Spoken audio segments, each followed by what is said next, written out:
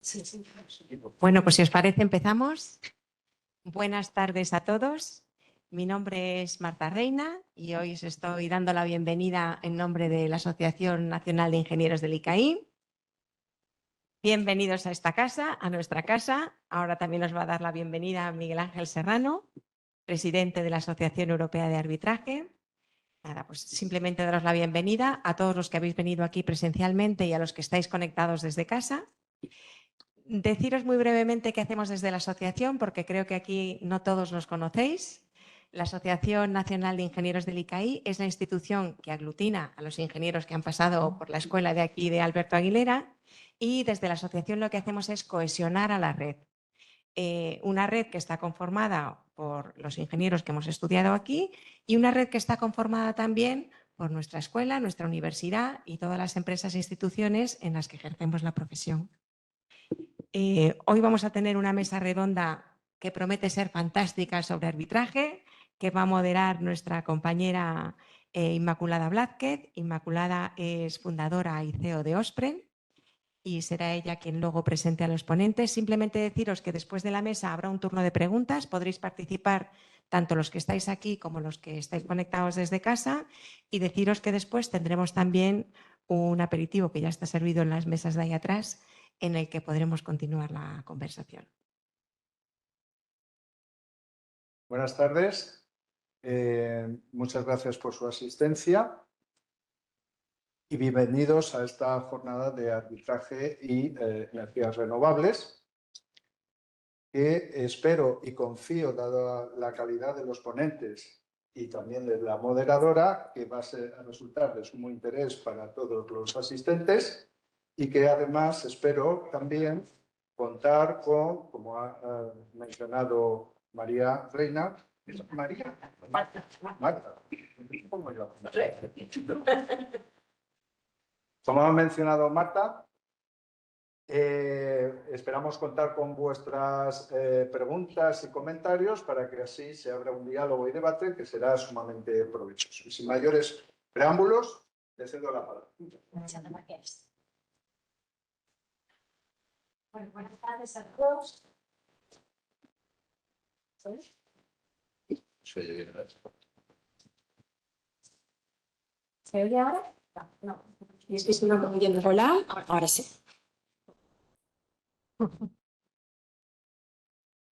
Buenas tardes a todos. Bueno, lo primero de todo, agradecer a la asociación el espacio que nos ha brindado esta tarde, que es la casa de todos los ingenieros del ICAI, y encantados, Marta, de estar aquí. Y después agradeceros a vosotros que hayáis venido, que hayáis confiado en esta tarde, donde vamos a hablar y vamos a dar una visión global, tanto desde el punto de vista jurídico como desde el punto de vista técnico, de los litigios y disputas en lo que es el ámbito de los proyectos de ingeniería y construcción en energías renovables. Voy a empezar a presentar a nuestros invitados desde Miguel Ángel, que es el que lo tengo más cerca. Miguel Ángel Maseras es ingeniero industrial por la Universidad de Sevilla y lleva más de 25 años dedicándose a proyectos de ingeniería y construcción en el ámbito del transporte y distribución de la energía. Actualmente es el director de transporte y distribución en Lantania, y que depende de la Dirección de Energía de Lantania.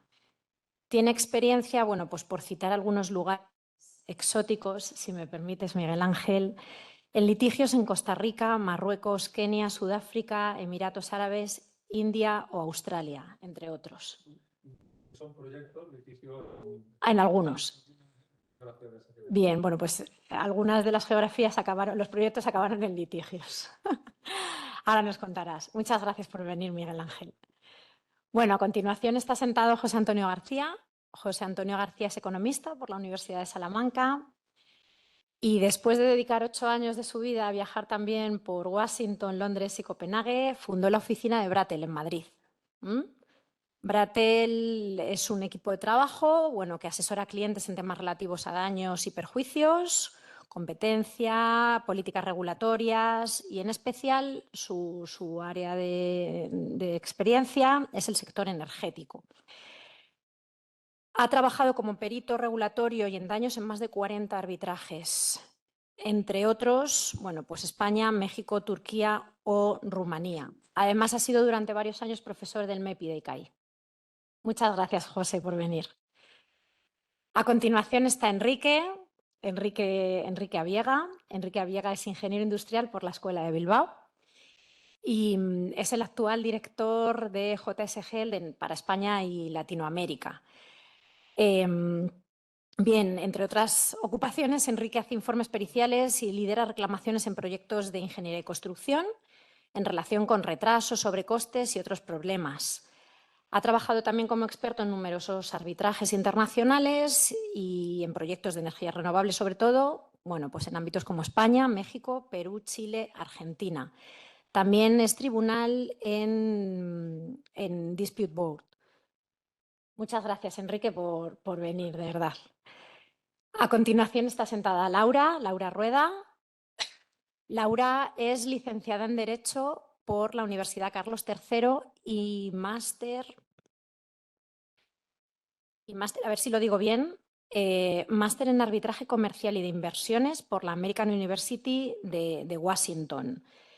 Ella dice de sí misma que es curiosa y apasionada y eso la ha llevado a estar donde está, que es en el Departamento de Litigios Internacionales de Acciona Industrial. Empezó primero en una empresa multinacional de gas y petróleo, después pasó a Acciona Construcción y ahora está en Acciona Industrial, donde más contacto ha tenido con lo que son las energías renovables, los proyectos de construcción de energías renovables.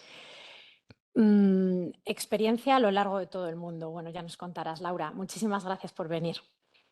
Y por último, sentado a mi derecha está David Arias, socio y fundador de Arias Sociedad Limitada Profesional, con más de 30 años de experiencia en resolución de disputas, abogado y árbitro en más de 150 casos en jurisdicciones de Europa, América, Asia y África. Participa regularmente, David, en arbitrajes internacionales, en las principales instituciones arbitrales, CIADI, CCI y otras, ampliamente.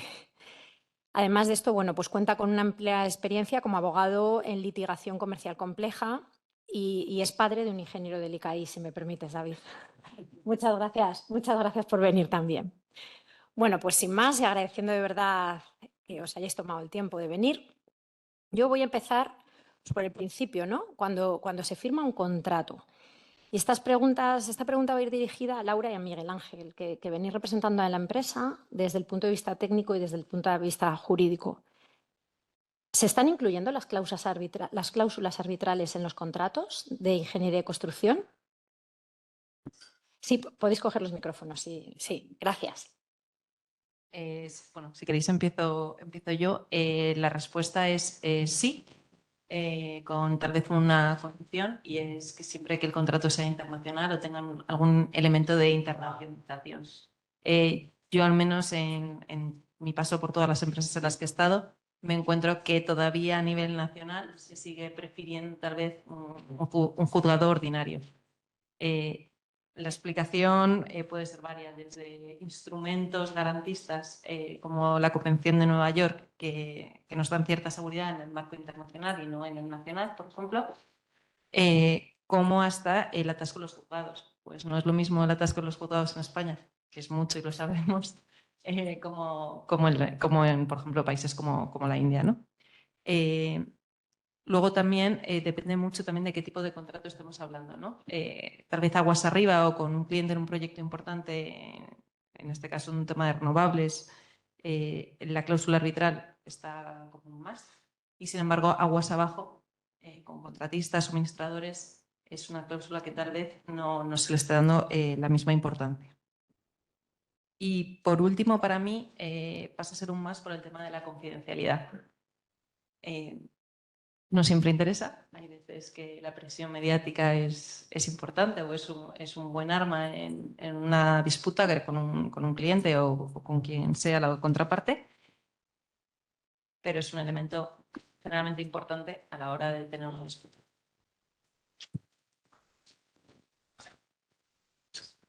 Bueno, yo por mi parte no voy a añadir tantos datos técnicos, lo que se refiere a nivel jurídico, como puede ser Laura, que evidentemente me va a sacar varios cuerpos de ventaja, pero desde un punto de vista más como doliente.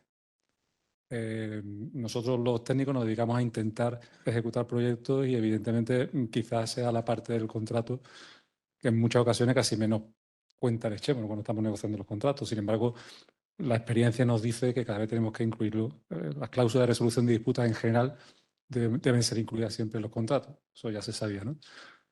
Desde un punto de vista de la aplicación a contratos o a proyectos de ejecución, construcción, de infraestructura, etcétera, etcétera, hombre, creo que todos nos sentimos más cómodos si incluimos una cláusula arbitral. ¿Por qué? Porque el que va, de alguna manera, va a determinar quién es el que tiene la razón entre las dos partes, evidentemente, no es un abogado, simple abogado, que quizá no tenga ese conocimiento técnico del proyecto, de la obra que esté ejecutando, ¿no?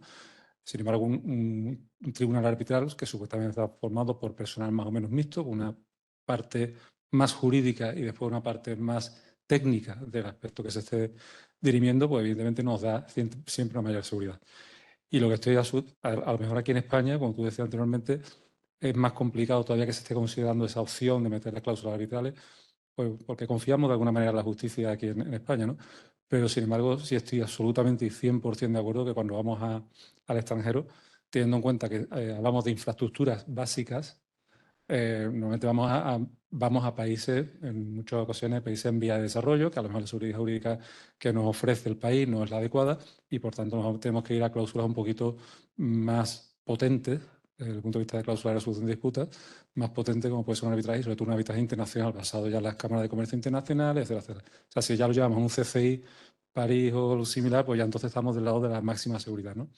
Lo que pasa es que también es cierto, y es algo que hay que tener en cuenta, que es que el costo de estos arbitrajes no es bajo. Entonces, claro, muchas veces, pues, aunque intentes ir a cláusulas arbitrales, porque te interesen desde el punto de vista de la tipología de proyecto que estés desarrollando, evidentemente a lo mejor a un CCI París no es conveniente ir. Tendrá que irte a un arbitraje más local en el sitio donde estés trabajando y que a lo mejor te pueda dar ciertas seguridades. O sea, se me ocurren arbitrajes que están basadas en colegios de ingenieros del país que sea, en fin, hay otras opciones. Pero sí que efectivamente estoy de acuerdo que desde el punto de vista de proyectos en el extranjero es más que conveniente contar con esas cláusulas de solución de disputa basadas en arbitraje. Yo te voy a agradecer solo un segundo que la importancia que le has dado a lo que llaman la cláusula de la medianoche, porque efectivamente solo un técnico que ha vivido cómo acaba un proyecto acaba entendiendo que cuando se negocian esos proyectos son cláusulas que pasan desapercibidas y que muchas veces recibimos preguntas como abogados de disputas de ¿pero esto es una línea roja? Pues es que a veces sí, es que a veces no tiene sentido lo que se está planteando, la cláusula es incorrecta o la cláusula solo nos va a dejar en un lugar sin salida cuando tengamos una disputa o va a tener unos costes muy elevados por no haber tenido una estrategia adecuada. Así que me alegra saber que estamos ya en ese punto en el que a lo mejor a veces sí es una línea roja o al menos un sitio al que dedicarle un poquito de tiempo. Creo que a un punto al que llega ya un poco con la edad. Normalmente el recién salido de aquí de una escuela como puede ser ICAI no se da cuenta de eso porque lo que va es a construir lo que sea y a diseñar el equipo que sea, pero no se fija en que eso tiene que construirse dentro del marco de un contrato y el contrato tiene ciertas partes y una parte importante de la disputa. Claro, nadie se piensa en la inocencia del recién termina la carrera, nadie se piensa que un contrato puede terminar en una disputa. Y al final resulta que en muchísimas ocasiones se termina en una disputa. Por tanto, es importante. Gracias, Miguel Ángel, porque me has contestado a la siguiente pregunta que te iba a hacer. Sí, te iba a preguntar que, bueno, en el caso que nos ocupa hoy, que son las plantas, la construcción de plantas renovables, ¿cómo de frecuente es que estos contratos acaben en un arbitraje? A ver si os atrevís a darme un tanto por ciento. Soy técnico, pero no te voy a dar un tanto por ciento, Inmaculada. No me atrevería a hacerlo, entre otras cosas por lo que he comentado. Hablo desde mi experiencia, ¿eh? Las cláusulas arbitrales, normalmente, o el costo de un arbitraje es tan importante que normalmente siempre se intenta agotar la vía de la negociación. Entonces, yo me he encontrado con muchos proyectos en el extranjero y aquí también en España que podrían haber terminado en una disputa entre las dos partes, pero que sin embargo al final, y por tanto si el fuero era el arbitraje o podrían haber terminado los tribunales, pero efectivamente al final se intenta por todos los medios evitar llegar a esa situación, porque es desagradable, es costosa, nos lleva mucho tiempo y entonces creo que no, antes hay que agotar las otras vías, ¿no? Yo, sin embargo, no tengo una respuesta tan alentadora. En comparación, por ejemplo, con el mundo del oil and gas en el que venía, o la construcción entendida como la más básica de un edificio, en comparación con la construcción de cualquier planta de renovables, en mi experiencia, sobre todo en proyectos internacionales, las acabamos en disputa el 90% de las veces.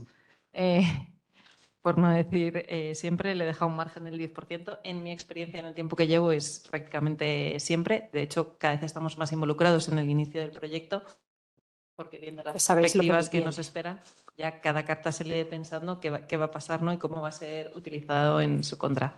Yo creo o entiendo que esto tiene que ver con la tecnología de la construcción y la dificultad de la propia construcción, y también con los nuevos clientes que tenemos. Mayoritariamente nos estamos enfrentando a fondos con un business plan, un modelo de negocio al que hay que acogerse, y es a lo que van a mirar. Entonces, tenemos problemas en la construcción, pero también tenemos problemas en el performance, o si no se alcanza el performance, o si hay un desempate entre lo que se calculó y lo que es la realidad, ¿no? Entonces, viene un poco de por ahí. Y también tenemos clientes más agresivos, y nos estamos viendo con muchas situaciones que yo creo que antes no se veían, que es impagos de contrato y ejecución de avales. Entonces, yo tenía un compañero que me decía el otro día, pues es que hace 2 años te hubiera dicho que no, pero bueno, es que ahora, pues sí, renovemos los avales, porque es que si no nos los van a ejecutar. Entonces, yo creo que son dos situaciones que fuerzan mucho el inicio de un arbitraje, porque al final, como empresa, te ves obligado a iniciar un arbitraje para recuperar al menos ese dinero, o iniciar la disputa que te permita recuperar ese dinero. Y esa es un poco, al menos, mi experiencia, sobre todo en proyectos de renovables internacionales. Pero una duda, ¿hablas de disputas o hablas de activación de arbitrajes? O sea, disputas siempre hay, por definición. Un De contrato, activación de arbitraje, sí. De activación de arbitraje. 90% activación de arbitrajes. David, ¿y tú? Con laudo. Además, que si fuera activación de disputa con settlement, pero es con laudo. David, y desde tu punto de vista como árbitro, Yo para saber cuántos, o sea, claro, creo que no sé, es empresa. de hecho, Laura es lo más significativo y me llama mucho la atención que sea un número tan alto, ¿no? Yo como árbitro veo muchos, y los arbitrajes internacionales, que sabéis, hay una división que puede ser arbitrajes de inversión, de tratados y demás, y arbitrajes comerciales. En los arbitrajes comerciales, el número de arbitrajes de construcción son muchos, también los de ingeniería, y en cuestiones de plantas de generación de algún tipo, como florecen, que están ahora son más frecuentes las de renovables, pues cuantitativamente también hay mucho arbitraje de renovables, mucho arbitraje. Pero si le quiero poner una nota un poco picante a lo que ha dicho Laura, que tiene toda la razón, a lo mejor el fondo, que es verdad que los fondos son malos clientes en el sentido de que a lo mejor si el propietario se dedica a ese negocio y sabe un poco que una obra, un proyecto es una cosa viva y que tiene su vida propia y que van saliendo cosas, tiene mayor disponibilidad o mayor predisposición a intentar ver soluciones, ¿no? Un fondo ha hecho una serie de propósitos, que ha hecho un project finance, el fondo tiene detrás unos bancos que cualquier cosa de esas va a constituir un event of default, y si no tiran para abajo, el banco puede tirar por arriba de ellos y tiene los fondistas. Y la pregunta, digo, con el poco de picante, que probablemente no lo sea, es ¿cuánto afinan los comerciales en las constructoras al firmar el contrato? Para firmar el contrato, y los márgenes van así, y todo el mundo va ya un poco ahogado cuando empieza el contrato muchas veces, porque está todo muy ajustado para ganarlo en el bid, en el concurso, ¿no? Entonces, efectivamente, a nada que se tuerza un poco, pues si uno tiene la letra del contrato en la mano, pues hay cláusulas que no se están cumpliendo. Y entonces ahí está ya. Pasa un poco como con la vida normal, ¿no? Estamos todos incumpliendo todos los días 40 reglamentos. Había el otro día una cosa en Twitter que decían no saque tanta regulación que no me da tiempo a desobedecer toda la vez. Bueno, esto es un poco así, ¿no? Los contratos son tan detallados, tan absolutamente milimetrados, que salirse del contrato es casi inevitable. Si el que está en el otro lado, a nada que te sales, te da un zurreazo, o al revés, o sea, es práctica frecuente, como decía Laura, si un aval va a vencer y no lo renuevas, te lo van a ejecutar. Ya te puede haber pasado Eso es casi cláusula de estilo. Entonces, muchas veces hay que poner un arbitraje de emergencia, bueno, oiga, no me ejecute el aval, que no hay ningún motivo. Porque también para las constructoras, que le ejecuten un aval, que no con temas bancos y con líneas de avales, es una cosa muy trágica. Y lo ven con mucha preocupación, ¿no? Pero, Muchas gracias. La verdad es que está siendo tremendamente interesante. Ahora, quiero preguntarles a Enrique y a José como peritos. Durante la ejecución de los contratos de obras, ¿hasta qué punto acuden las empresas a vosotros como peritos para la resolución de disputas antes de llegar al arbitraje? Empiezo yo. Bueno, primero una nota personal, ya que estamos en la Asociación de Antiguos Alumnos. Nunca he visto a una persona tan orgullosa de su universidad como Inmaculada. Me ha tocado ir a Latinoamérica algunas veces con ella y siempre desde el minuto 1 lo pone. O sea que, bueno, las personas de la asociación deberíais hacerle una placa o algo. Sí, y con razón. No, volviendo a la pregunta. A ver, generalmente poco. Yo creo que por dos razones. Una es por coste. Antes ha dicho David, al final la mayoría de proyectos van con márgenes muy ajustados y el traer a un colaborador externo, pues muchas veces, aunque te digan que están interesados, dicen que no tienen dinero. El jefe de proyecto mismamente te lo dices, que no tengo dinero, no tengo presupuesto para ello. Y yo creo que la otra razón es también que hay una esperanza de llegar a una negociación, de llegar a acuerdos, de que no se llegue a un arbitraje, ¿no? Yo creo que juegan las dos partes con ello. La parte, digamos, EPCista o subcontratista, pues va ejecutando el proyecto en ese sentido, y el cliente final es el que yo creo que intenta dar esa esperanza, más que nada porque hasta que siempre y cuando necesite del otro. Cuando ya no necesita del otro porque la planta está en servicio es cuando ejecuta los avales o cuando no paga el último hito, que es lo que honestamente, y un poco por lo que ha dicho Laura, nosotros más estamos viendo, ¿no? Que antes había disputas intermedias, etcétera. Ahora hay muchísimos casos que sí que sorprenden, que directamente no pagan los últimos hitos o ejecutan los avales y dicen, bueno, luego ya venme a buscar, ¿no? Y claro, hay empresas que igual al final se lo puede permitir, pero hay muchas empresas que igual no tienen ese músculo financiero, ¿no? Entonces, ahí es cuando generalmente ya sí que nos llaman, pero bueno, porque no les queda otra obligación. Sí que hay empresas, pero bueno, al final es un tema de coste, que sí que intentan contratar servicios muy de valor añadido, muy específico, ¿no? Yo entiendo que no necesitan a alguien para hacer el programa de diario, pero igual pues el decir, oye, contrato 10 horas al mes para alguien que tenga 25 años de experiencia viendo programas, para que me revise el programa, para que me lo analice, vea puntos débiles. Eso sí que lo vemos en varias empresas porque eso sí que les encaja en presupuesto y además tiene sentido. Al final, tú no necesitas a alguien con 25 años para hacer el programa en el día a día, ¿no? Pero igual que te lo revise o que te lo critique, en ese sentido sí que eso sí que vemos más. Generalmente grandes empresas o proyectos más internacionales, pero sí que vemos que es un servicio que sí que se busca más. Estoy de acuerdo con Enrique. Poco, la verdad que muy poco. Sí que últimamente hemos visto que sí nos han solicitado en ocasiones ayuda en la redacción de los contratos o en la redacción de algunas de las cláusulas de los contratos que introducen conceptos de fuerza mayor o cambios regulatorios o este tipo de... Y cómo les podemos ayudar a que sean interpretables de una manera más o menos sensata por ambas partes y evitar que pueda dar a una disputa, ¿no? Pero en general poco, la verdad que muy poco. Últimamente algo más, pero en general muy poco. Vale. Muchas gracias. Bueno, pues llegados a este punto, ya hemos firmado el contrato con la cláusula arbitral. Han sobrevenido los problemas durante la construcción o a la hora de firmar el final. Nos hemos peleado. No nos han consultado los peritos para tratar de, a lo mejor, oye, suavizar la situación y nos encontramos con que vamos a un arbitraje. A mí me gustaría preguntarle a las empresas, a Laura, a David y después a Miguel Ángel. O sea, lo primero, Laura y David, ¿qué criterios suelen seguir las empresas a la hora de elegir un árbitro? Yo me he definido como pasional, así que voy a empezar por lo que no debería decir, que es un poco las soft skills del árbitro, ¿no? Vale. Y yo ahí, sinceramente, valoro todo. Valoro publicaciones, valoro en qué país estamos, dónde es el site of arbitration, la sede del arbitraje. Valoro si viene de una jurisdicción de civil law o de common law. Valoro que tengan, por supuesto, experiencia en ese tipo de arbitrajes.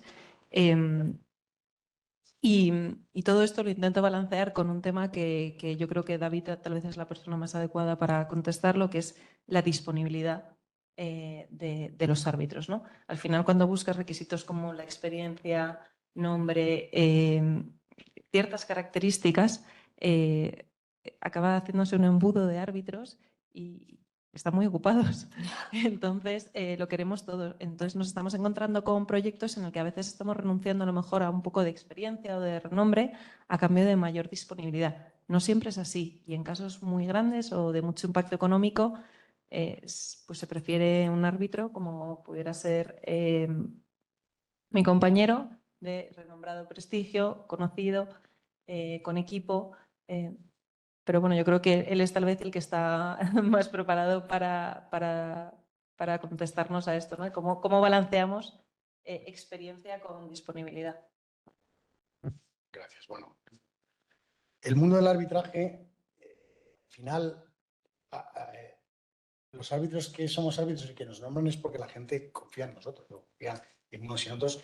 Y cuando el mercado es sofisticado, y este lo es, cuando las empresas son sofisticadas, tienen un cierto nivel y los abogados tienen un cierto nivel, van a los árbitros como van a comprar un escaparate. O sea, saben cómo somos los árbitros. Y hay una cosa que se hace cuando el proyecto es grande, el arbitraje es grande, luego todo el mundo nos hemos cruzado de una forma o de otra, que es entrevistas con prospective arbitrators, o sea, con el potencial candidato a árbitro se le puede entrevistar. Está muy regulado, obviamente, porque uno no puede quedarse contaminado para luego arbitrar. O sea, no se le puede decir, oye, mira, tengo un tema de renovables, ¿a ti qué te parece cuando se rompe la placa? ¿Cómo lo ves? ¿Te gusta o no te gusta? O sea, no se puede tocar jamás el tema de fondo. Hay unas reglas del ChatGPT Institute for Arbitrators, pero se hace muy frecuentemente. Y todos sabemos, o sea, cualquier despacho sofisticado, y desde luego, los árbitros sabemos cómo somos cada uno. Y está muy bien, y no somos iguales. No somos iguales. A determinado nivel, pues yo cuando me dicen, oiga, usted, en el tema de producción de documentos, que hay una fase en los arbitrajes, para los que no lo sepan, hay fases técnicas y muy líneas, pero hay unas fases en las que después de unos primeros memoriales de demanda y contestación, las partes piden a la parte contraria un porrón de documentos, con unos sistemas bastante sofisticados, que puede haber hasta 1000 solicitudes de documentos o 500, el otro se opone, el otro dice por qué, y los árbitros tienen que ir uno por uno, hay gente que da cosas, otra gente que da menos. Pues yo, en producción de documentos, lo miro restrictivamente. Cuando me dicen, ¿usted cómo ve producción de documentos en abstracto? Pues mire, yo tiendo a no dar muchas. ¿Y usted cómo de inquisitivo es? Yo me quedé sin ser árbitro uno muy interesante en el tema que una de las partes era americana y me empezaron a poner jefazos uno detrás de otro del despacho americano hasta que había un señor ahí en Texas que era un tío súper senior y me dijo, oiga, ¿y usted cómo lo de la justicia, cómo de pussy es usted, cómo va usted? No entraba en el fondo, ¿eh? Es una pregunta súper. O sea, ¿usted qué interés tiene en averiguar la verdad y cómo toma la iniciativa y tal? Y yo le dije, mire, yo es que a las partes no les hago los deberes. I don't do the parties common. No soy muy inquisitivo, soy más, vengo de una jurisdicción civil y a mí me gusta, vamos, yo dejo mucho papel en los tribunales, a los letrados, ¿no? Si un letrado dice, oye, y esta prueba no la han pedido, yo como árbitro la puedo pedir. O sea, un árbitro puede pedir una prueba de oficio. Pero oye, me interesa saber esto. Yo no tiendo a pedir esa prueba. Hay árbitros que sí. Hay árbitros que son un poco de big picture. Tienen una experiencia y entonces pues ven un poco la cosa pues más. Hay árbitros de fiel infantería que van a ver el detalle y tal, al pie de la letra, la cláusula, y oye, es que aquí pone 7,2. Entonces, ¿qué árbitro elige? Pues es muy fácil, el que venga bien a mi caso, porque sé cómo ser. O sea, pero eso no significa que me vaya a dar la razón o no. Hay árbitros más partisanos y menos partisanos. Se puede hablar de eso, pero entonces, ¿qué se buscan los árbitros? Pues un poco, si es sofisticado todo, que encaje el tipo de caso. Porque decía ahora, la disponibilidad es muy importante. La disponibilidad. Hay unas personas ahora que están en despachos de abogados, que están ya en despachos independientes, que tienen menos de 50 años y una experiencia bárbara en arbitraje y que son unos árbitros excelentes. Ahora pasa eso un poco, nos guste o no, como pasa cuando una empresa va a un despacho de abogados. Hay despachos que no son tan conocidos como los grandes nombres, que son excelentes. llevan el arbitraje excelentemente o el perito excelentemente y la empresa tiene una cierta querencia a ir al sota, caballo y rey, que son también excelentes, pero que son los que suenan. ¿Por qué? Porque internamente tiene menos responsabilidad el que elige a uno de los grandes nombres de la abogacía del que dice, oye, estos chavales de verdad que te lo van a hacer muy bien. Y a lo mejor prueban y repiten, pero la inercia en grandes compañías o en grandes asuntos es, oye, me la ha perdido, pero me la ha perdido la firma X o la firma Y. Mala suerte. Eso pasa un poco también con los árbitros. Oye, no, pero tira yo muchas veces lo digo, a mí me proponen y yo tengo lío, o oye, pues no me interesa ese asunto, para el asunto lo que sea, digo, oye, esta persona no es mi firma, fiaros de esto y de otro, vale, gracias. Tal. Y al final, pues nombran un poco el que si le falla en contra, pues dirán, bueno, pues ha tenido un mal día. Sí, o sea, muchas gracias, David, por tus reflexiones. Porque yo creo que eso que has comentado a los peritos también nos pasa. Pero bueno, quería ceder la palabra. Yo quería comentar un tema que es, Pues sí. igual que antes te he dicho, que nos consultan bastante poco en la ejecución de los contratos, nos consultan muchísimo en la elección de los árbitros y cada vez más. Y por dos razones muy obvias. Uno, por temas de conflictos, cada vez es un tema más vigente, la revelación de potenciales conflictos entre peritos, árbitros. Por tanto, necesitan saber si te han elegido antes de elegir a los árbitros, que a veces sucede, dado que ahora estoy trabajando con Bratel, qué problema podría tener o no con ciertos árbitros. Y otro, porque evidentemente si tú tienes un caso que es netamente complicado desde el punto de vista financiero o económico, quieres saber o tener una cierta certeza de que el árbitro que eliges de alguna manera conoce ese terreno, porque si no te la puedes estar jugando, y estoy seguro que con Enrique le pasa un poco lo mismo. Entonces, las empresas sí que están haciendo cada vez más ese due diligence, como no, y obviamente lo que ha dicho David, intentan elegir el que consideran que maximiza sus probabilidades de ganar el caso, sin ninguna duda, ¿no? Y el otro tema que también influye mucho es el tema de los fondos de litigación, que también cuando eligen o forman parte de la ecuación a la hora de elegir árbitros, pues quieren tener una conciencia de, te puedo comentar en algún caso extremo en el que nos han dicho hacernos una valoración, una estimación preliminar de daños que pensáis que se pueda conseguir si elegimos a estos árbitros. ¿Y qué pensáis que podemos conseguir si elegimos a estos otros árbitros? ¿Por qué? Pues porque efectivamente, si en mi caso yo he trabajado en 50 casos de arbitrajes de renovables y he coincidido con muchos de estos árbitros, pues puedo tener una cierta idea de cuál es su visión de los casos y qué pueden... Aparte que obviamente ya muchas de las decisiones son públicas y puedes leer las decisiones y puedes tener una idea más o menos razonada, ¿no? Entonces ahí sí que nos están consultando cada vez más. Pero el tema también de los conflictos de intereses obliga a que cada vez nos consulten más, sin ninguna duda. Miguel Ángel, el criterio de las empresas a la hora de elegir peritos también, si me permites. Bueno, árbitros y peritos. a hacer un comentario respecto a lo que has dicho anteriormente. Es cierto lo de los despachos de abogados que tú decías anteriormente. Lo que pasa también eso casi funciona casi como, entiendo yo, como una estrategia. Es decir, que una de las dos empresas contrate a X mayúscula y la otra contrate a García y Martínez abogados asociados, de alguna manera dice, oye, es que yo estoy yendo con X mayúscula y es que te voy a pegar un revolcón tremendo, ¿no? O sea, que también creo que eso también entra dentro del juego un poco de la estrategia del arbitraje. Yo aporto mi parte más mundana. A mí lo que me interesa de un árbitro, evidentemente, se le presupone el conocimiento de la parte jurídica, etcétera, etcétera, pero también me interesa no el árbitro, sino a lo mejor el tribunal arbitral o los asesores que puedan tener, etcétera, etcétera, que tengan una componente técnica importante. Bien sea por el propio equipo del árbitro o bien sea por la aportación de los peritos. Es decir, para mí la componente técnica es fundamental. O sea, si yo voy a una disputa, es porque tengo un problema normalmente de carácter técnico. Si es un tema contable o de facturación y demás, ya entramos en otra historia. Pero si es un tema técnico, necesito que las partes que van a dirimir el tema sepan de lo que están hablando, porque si no, que estamos haciendo un pan como una torta, ¿no? Entonces, yo, desde mi punto de vista, criterio fundamental para elegir a un árbitro o un equipo tribunal arbitral tiene que ser con el conocimiento técnico de lo que estemos hablando. Y después también, respecto a los árbitros, perdón, a los peritos, que ese conocimiento técnico se le presupone.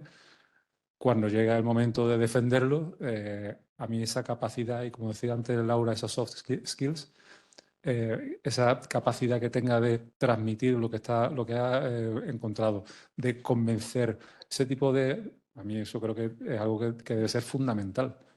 No solamente lo que tengas que decir, sino cómo lo dices y cómo eres capaz de convencerlo, con esa pasión que decía Laura en Si me apuras, convencer a todas las partes, sobre todo al árbitro, de que efectivamente tu representado es el que tiene razón. O sea, creo que eso es fundamental. Muchas gracias. Laura, ¿cómo elegís los peritos? Pues igual que en el árbitro te decía depende, y no puedo estar más de acuerdo con David, depende del caso que tenga delante, elijo un árbitro u otro. Y esto no significa que sea nuestro árbitro, que es un término que internamente intento siempre evitar. No es nuestro árbitro, es el árbitro que hemos elegido. Tengo un problema de la buena fe y ese árbitro ha escrito 3 artículos sobre su opinión de la buena fe, que me aplica como yo creo que debería aplicarme a mi caso. Es el árbitro que elijo, pero no es mi árbitro. Entonces yo creo que ese es un punto importante. De la misma manera que te digo depende, con los peritos no te digo tanto depende. Con los peritos sí te digo que para mí es importante la experiencia que tengan y que tengan la capacidad de enfrentarse a un cross-examination, ¿no? que es la fase del interrogatorio para aquellos que no estén tan familiarizados, que tiene un estilo tal vez más americano del que estamos acostumbrados aquí, y que es un proceso duro en el que un abogado se dedica a desmontar cada palabra que hayas dicho, cada coma que hayas dicho y cada expresión que haya dicho un perito técnico. Entonces, esa capacidad didáctica y de comunicación y de firmeza, yo creo que es muy importante, ¿no? Y aún así, no siempre el resultado es el que esperamos. Yo siempre cuento como ejemplo porque me quedé muy traumatizada. En uno de mis primeros arbitrajes me preguntaban si íbamos a ganar. Les decía, bueno, es que esto es la interpretación de una norma y hemos tenido de perito al que escribió la norma. Y en el Q&A hemos tenido de perito al que escribió la norma que dirigió también ese Q&A. Bueno, y lo comunicó y digo, bueno, es que comunicarlo te daban ganas de abrazarle, es que no lo puedo explicar mejor. Y perdimos en eso.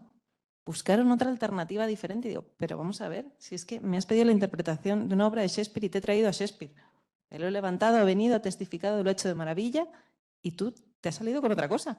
Entonces, bueno, no siempre es así, pero mi respuesta sería, bueno, experiencia y capacidad de enfrentarse a un proceso nada agradable, yo creo, y aquí tal vez vosotros sois los más adecuados para decírmelo, como es un interrogatorio, ¿no? Sí.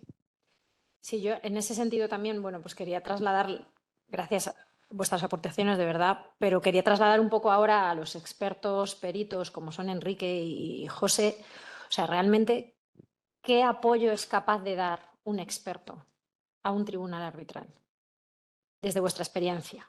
O sea, no solo a las empresas que están litigando en ese momento, ¿no?, con las que se trabaja duramente durante la preparación del caso, etcétera, sino con el deber que tenemos los peritos de auxilio al tribunal arbitral, ¿qué apoyo somos capaces de dar? Sí, a ver, yo es que ahí creo, y alguna vez nos ha costado discusiones con clientes, los expertos tienen que estar al servicio del tribunal, no al servicio de las partes. Y soy partes que no lo entienden. Y lo que hay que hacer es llegar donde el tribunal no llega, pues, por falta de conocimiento técnico o económico, ¿no? En este caso. Pero, por ejemplo, interpretaciones contractuales no tenemos por qué hacer. Puedes decir, oiga, nosotros entendemos pues, que en la práctica común es como se hace, etcétera, pero si aplica la ley de esta manera o de esta otra, yo creo que es algo que eso nosotros no tenemos por qué meternos, ¿no? Y de hecho, a nosotros lo que nos gusta, y todavía hay no solo clientes, sino incluso despachos que no están tan acostumbrados, a mí personalmente me gusta dar mucho valoraciones alternativas. Si aplica esto, este sería el monto, pero digas que si no aplica esta cláusula, pues este sería el monto, ¿no? Y ya sé que ahí hay temas estratégicos y a veces directamente no nos dejan, dicen, no, tú solo cíñete a la aplicación en este caso, ¿no? Yo creo que para el tribunal es bueno, partiendo de la base, volviendo a lo mismo, que creo que estamos al servicio del tribunal, ¿no? Y del mismo modo también, yo soy muy proclive a usar muchos expertos, no sé cómo lo verán los árbitros, pero nosotros, o a mí me gusta, o sea, un ingeniero al final dice, no un ingeniero, pero un ingeniero no sabe de todo lo que es posible, eso es imposible. Un ingeniero puede tener alguna noción de cómo funciona algo, pero de líneas tú vas a saber mucho más pues, que el 98% de los ingenieros, ¿no? Por decir algo. Entonces, en ese sentido, digo, a mí personalmente me gusta ir, pues, bueno, igual con varios expertos, que sé que no es tan común en el arbitraje, pero pues si yo tengo que hablar de líneas, pues tú, o Inmaculada, o si tengo que hablar de financiero, José, ¿no? Y porque creo que es la manera de darle de verdad el soporte al tribunal, que luego ya el del tribunal decidirá, ¿no? Pero bueno. Sí, José. Yo creo que los peritos, estoy totalmente de acuerdo con Enrique, en última instancia estamos allí para ayudar al tribunal a tomar una decisión. Claro que las partes te van a dirigir en el sentido que te van a mostrar cuál es su interpretación legal del contrato y en base a eso vas a realizar tu ejercicio, bien técnico o bien de daños. Pero la primera parte importante, si hay una discrepancia enorme entre las visiones de ambos peritos, será explicar al tribunal por qué es esto. Yo siempre lo digo, existe como mucho perjuicio acerca de los peritos, siempre presentan visiones muy alternativas de los casos. Bueno, en la mayoría de los casos, o en el 90% de los casos, se debe a que las interpretaciones legales de esos contratos son distintas. A mí no me preocuparía como tribunal que dos peritos vengan con dos números muy distintos, siempre y cuando entienda por qué esos números son distintos y cómo se cierra ese gap entre el número de uno y el número de otro, que se deberá a determinados supuestos y a determinadas interpretaciones legales. Y ese rol deberíamos hacerlo los peritos, ayudar al tribunal a entenderlo. Y luego, por otra parte, y en eso sí que lo discutíamos antes de entrar en la sesión, cada vez es más común el que los árbitros exijan a los peritos o pidan a los peritos ayuda incluso después de las vistas. Y ahí hay cierto temor, obviamente, por parte de las partes de que han perdido el control sobre los peritos. Pero de alguna manera me parece muy bien. Quiero decir, hay muchas situaciones en las que incluso antes de tomar una decisión en liability, el tribunal necesita entender determinados aspectos y me parece que es muy sensato que los tribunales consulten a esos peritos. E incluso en muchas ocasiones hemos visto situaciones en las que dicen esto es una consulta a los peritos y counsel ni las partes deben tomar parte de este proceso. Es una consulta para los peritos.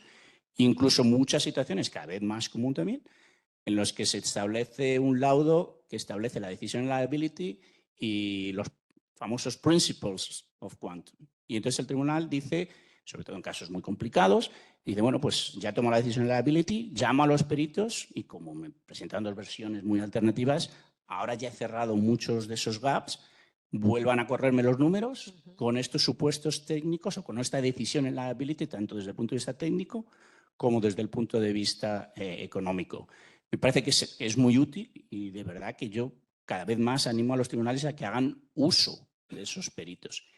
Entiendo que el temor tanto de counsel como de las partes muchas veces de perder el control de los peritos ya en ese momento, pero creo que cuanto más eduquemos a los clientes del arbitraje, que son en última instancia las empresas, de que eso cada vez va a suceder más y es más útil para los tribunales, me parece que es eficiente porque también minimizas la posibilidad de que haya un intento de anular laudos. Y estamos viendo una tendencia masiva, sobre todo en investment state disputes, a intentar anular todos los laudos y por cualquier razón. Entonces, cuanto más usen los árbitros a los peritos, tanto en vista como post vistas, me parece que es también una forma de minimizar la posibilidad de que ninguna de las partes intente posteriormente anular el laudo, porque si los peritos nos hemos expuesto, además, de acuerdo con ese joint expert report, difícilmente cualquiera de las partes va a poder argumentar que hay algún tipo de error. David, ¿qué tienes que añadir a esto? ¿Cómo os apoyan? Gracias. O sea, ¿qué apoyo necesita un árbitro por parte de los peritos? Muy rápidamente, no quiero los peritos son esenciales para un árbitro, esenciales. De hecho, yo cuando empecé, hace muchos años ya, antes del 2000, me acuerdo que en España, que llevamos mucha litigación, en el despacho en que yo estaba y demás, una vez nos invitó a comer un auditor de una Big Four, y me dijo, oye, que vamos a abrir Forensic. No sabíamos ni lo que era. No, que está en Estados Unidos, tal, no sabíamos ni lo que era. Dice, no, vamos, esto en unos años va a ser el todo. ¿Pero qué sois, auditores, contables? No, Forensic, que van a dar soporte a los arbitrajes y ahora es esencial. O sea, yo he tenido arbitrajes donde una parte no ha llevado peritos y no se le puede dar la razón.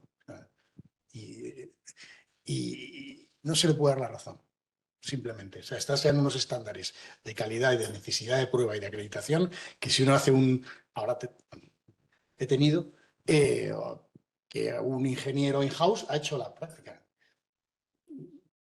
No funciona. No funciona. Tiene que haber peritos independientes.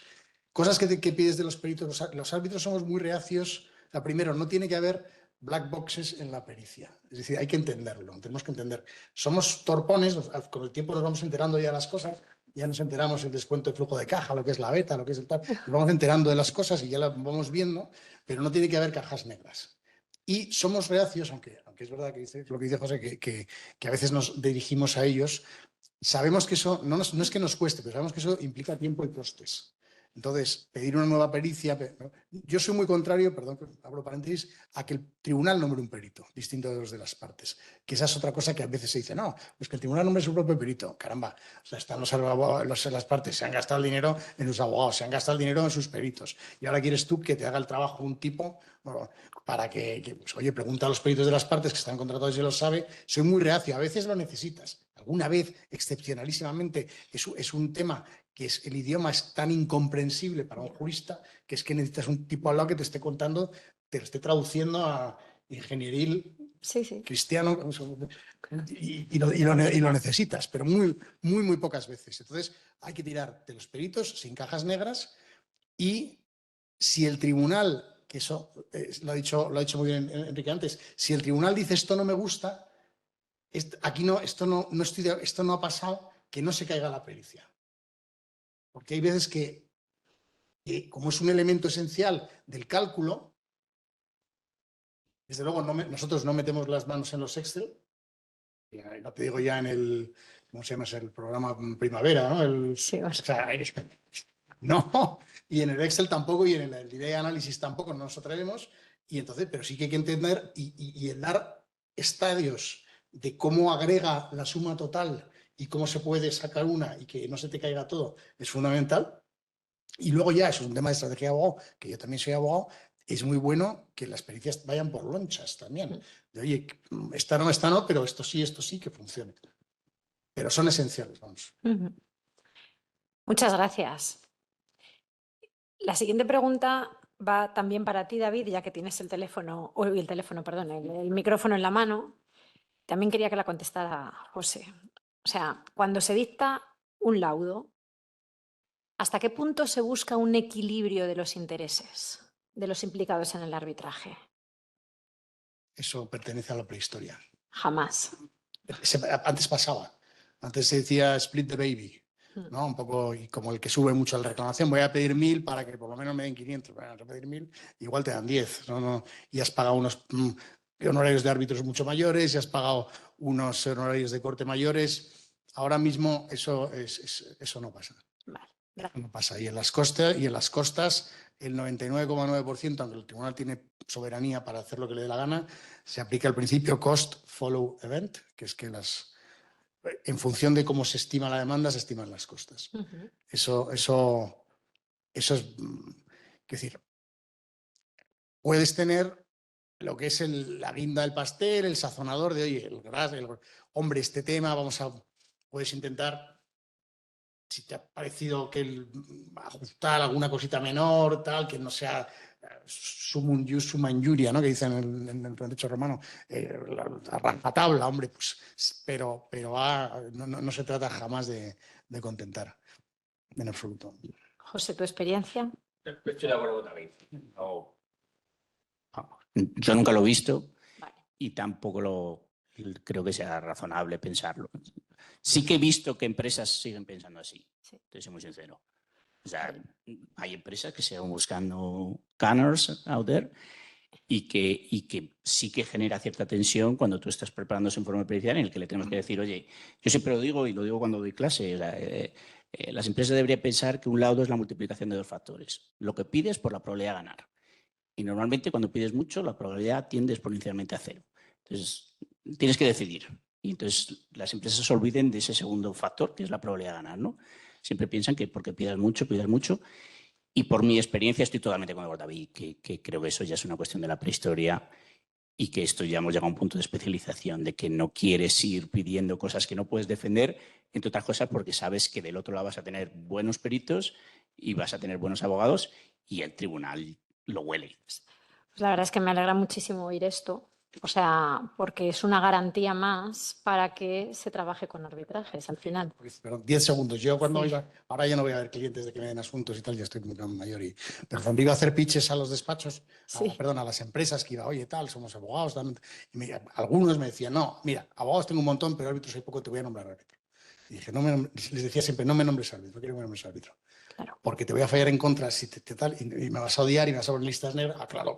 Pues no me nombres árbitro. Si me quieres dar casos, no me los des, pero no me nombres. Pero bueno, repito, es una garantía. Es una garantía para confiar en los arbitrajes, ¿no? y en los tribunales arbitrales. Bien, Laura, esta pregunta es para ti. Y ya nos metemos un poco también para dar voz a los ingenieros también a continuación. ¿Hasta qué punto es fácil o no hacerle entender a un técnico, ya sea compañero tuyo en la empresa o perito, las cuestiones jurídicas de un arbitraje? Es que yo creo que no tienen que entender las cuestiones jurídicas de un arbitraje y me explico. Creo que nosotros tenemos que ser capaces de entender las cuestiones técnicas de forma que tengamos la capacidad de expresarlas jurídicamente, correctamente en el informe jurídico, no en la demanda. Otra cosa es el informe pericial, que por supuesto es puramente técnico, ¿no? Y yo creo que aquí entra en juego, para explicarme un poco mejor, algo de lo que yo creo que ha hablado Enrique, y es, yo quiero que tengan unas premisas jurídicas y que las entiendan, pero yo les doy esas premisas. Yo no quiero que me interpreten el contrato. Quiero que me digan con esas premisas jurídicas cuál es el resultado. Y creo que ganan mucha credibilidad, aunque a veces a los clientes nos cueste, y ya me disculpo de antemano entender esto, creo que la credibilidad delante de un cross-examination o de una testifical parte precisamente cuando el tribunal te pregunta, y te pregunta por un cambio de esas premisas. Y yo creo que es importante que no defiendas el contrato, que defiendas la parte jurídica o que defiendas por qué esas premisas se aplican. Creo que es mejor que contestes con cómo cambiaría. Oye, si las premisas fueran las de la contraparte, ¿cuál sería el resultado? Pues sería este, o no estoy, creo que aún así la contraparte se equivoca. Creo que eso da credibilidad y creo que mantiene la independencia entre el factor jurídico y el factor técnico. Y de todas formas yo lo veo como una especie, hablaba David de traducción y creo que es así. Yo lo veo como un ping-pong, ¿no? Yo con mis ingenieros, con los que tengo más confianza, jugamos a pregunta-respuesta, ¿no? Y yo creo que eso también lo vivimos en algún momento contigo, ¿no? ¿Qué norma aplica? Bueno, los abogados me tenéis que decir qué norma aplica y yo voy, te digo, la más restrictiva. Y tú me dices, tengo un anexo con 25 normativas, no todas aplican, ¿cómo las comparo? Y vuelve a mí. Y entonces, vale, pues jurídicamente tiene sentido tener un contrato que diga eso y que me apliquen 25 normas. No. ¿El objetivo de este contrato era tener una torre que cumpliera la norma MAR? No. Vale, pues entonces, estudiado, Inmaculada, gracias. Pues aplica esta. Pues con esta, ¿cumplo o no cumplo? Y si luego el tribunal te pregunta si cumple la torre otra normativa, habrá que contestarle. Habrá que contestarle. Y yo creo que esa es la forma en la que deberíamos interactuar para tener nuestro mejor caso posible y también defenderlo con credibilidad y mantener la independencia de lo que es la parte, el árbitro y el perito. Muchas gracias, Laura. La verdad que sí, que te doy toda la razón. La siguiente pregunta va para Miguel Ángel. Sí, creo que tienes dos. Gracias. Miguel Ángel, que has trabajado en un montón de proyectos en los que al final, bueno, aunque tu expertise está más en el transporte y la distribución, las infraestructuras de evacuación, pero en un montón de proyectos de renovables. ¿Cuáles han sido los aspectos técnicos más relevantes cuando habéis llegado ya a una disputa, a un arbitraje? ¿Y qué consecuencias económicas han tenido esos aspectos técnicos? O sea, esta pregunta es puramente técnica, bueno, ya que estamos en la casa de los ingenieros del ICAI, y quiero poner eso de manifiesto. ¿Cuáles son al final los aspectos técnicos más relevantes cuando se llega a una disputa y hasta qué punto tienen consecuencias económicas significativas? Yo desde un punto de vista más amplio, ¿no? Sí. Desde un punto de vista más amplio, yo entiendo que cualquier parte del proyecto es susceptible de que al final acabe en una disputa. Desde los equipos, desde el suministro de los equipos, desde la ejecución, gestiones paralelas de los proyectos, mil cosas. O sea, la disputa te puede venir por cualquier lado.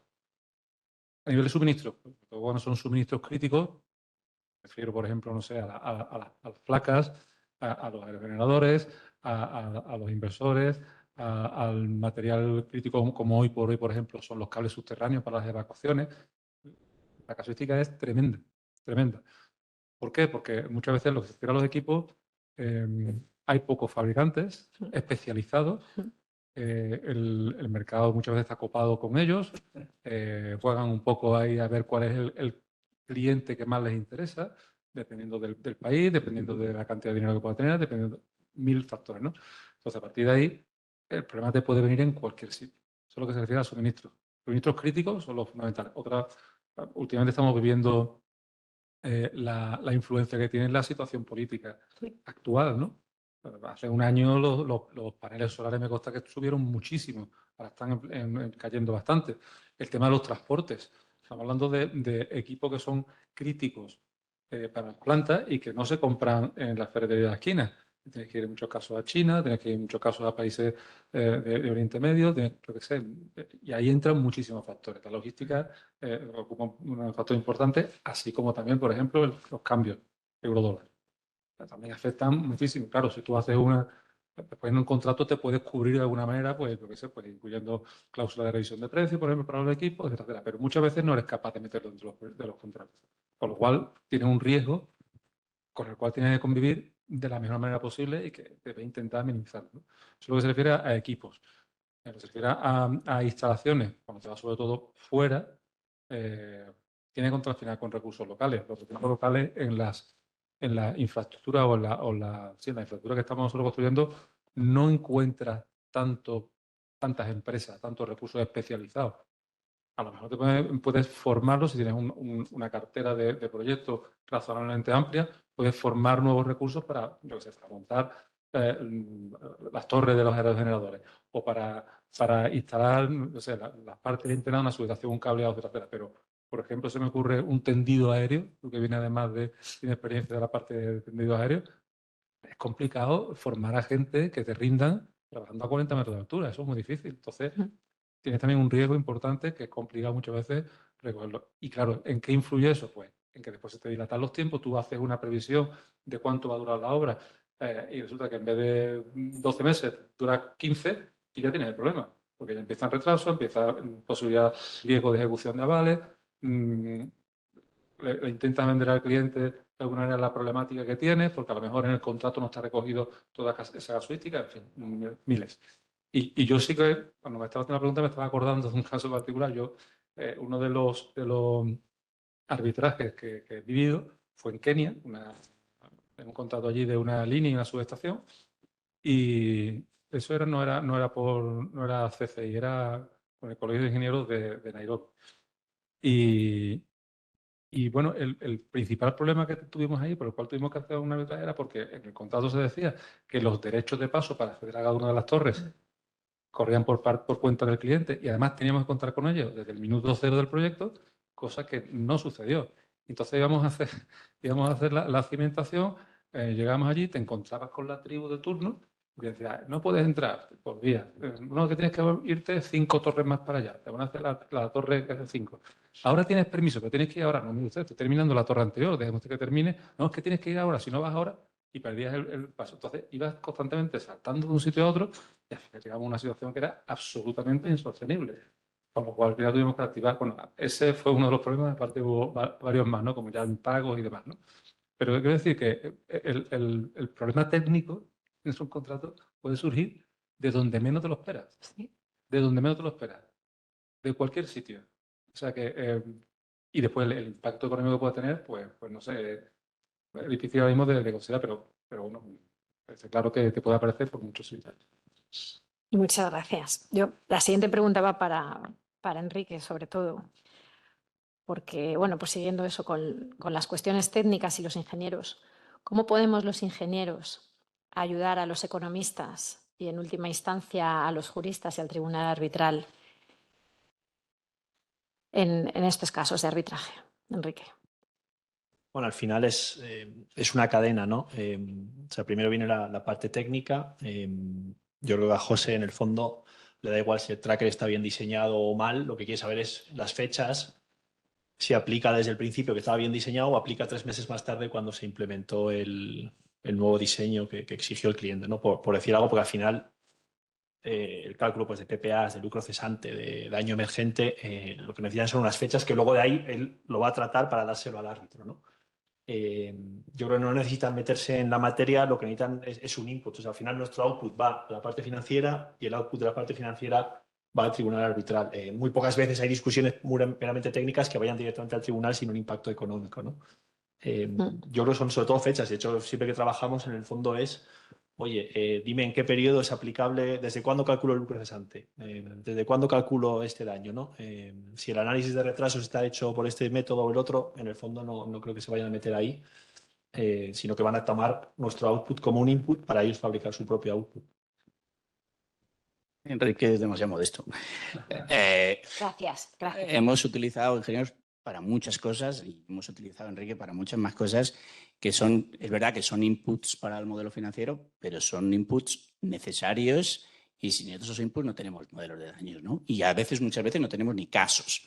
O sea, uno de los elementos importantes en muchas de las situaciones es ayudarnos a entender, tanto a los abogados como a los economistas, la relación de causalidad. O sea, se ha producido una demora en la construcción. Las partes están hablando de si la demora razonable era de 15 días o 45 días, pero también la discusión es a quién es imputable esa demora. A una de las partes, a ninguna de las partes, a una causa de fuerza mayor, a quién es imputable. Por tanto, ese es un elemento importante. He participado en más de 30 de los casos de litigación contra el Gobierno de España. Pues os puedo decir al menos 3, 4 elementos que han sido muy importantes y que hemos tenido que utilizar peritos de ambas partes. La primera y muy evidente ha sido vida útil de las plantas. Cuando tú calculas un daño por lucro cesante, la primera discusión es una planta de termosolar se diseñó para durar 25 años o 40. Y no solo eso, incluso asumiendo que se diseñó en su día para durar 25 años, 5 años después, cuando haces la valoración de daños, quizá nos damos cuenta que eran fantásticas estas plantas y que podían durar 30 o 35. Y no solo eso, la siguiente discusión es qué deberíamos hacer desde el punto de vista técnico para que duren 35. ¿Y eso por qué es relevante? Pues en los casos españoles era tremendamente relevante porque dependiendo de la cantidad de inversión que tú hicieras en esa planta, se podía considerar desde el punto de vista legal que era una nueva instalación y por tanto no tenías derecho al subsidio, o que por contra era una inversión menor y seguías teniendo derecho al subsidio original. Pero claro, eso es una cuestión muy complicada porque todos podemos pensar en un coche. Tú puedes conseguir que la vida de un coche dure más o menos, si eres como yo, básicamente no hago nada y cuando se me cae a pedazos me compro otro. Y entonces claramente tienes una nueva instalación. O una persona mucho más diligente podría llevar su coche cada año a mantenimiento y conseguir que los 25 años en los que utilizo 2 coches, él con uno solo, pues era eso tan relevante como que en la situación mía se consideraría que es una nueva instalación y por tanto no tengo derecho al subsidio, mientras que si hubiera hecho un mantenimiento diligente y hubiera conseguido que esa planta hubiera durado 40 años, quizás el tribunal entiende que efectivamente, de acuerdo con la legislación española, era una única instalación.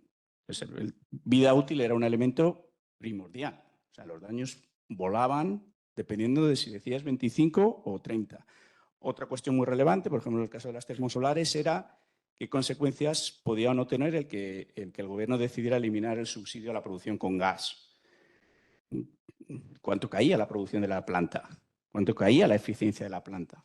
O mucho más importante, ¿hubieras diseñado una planta completamente distinta?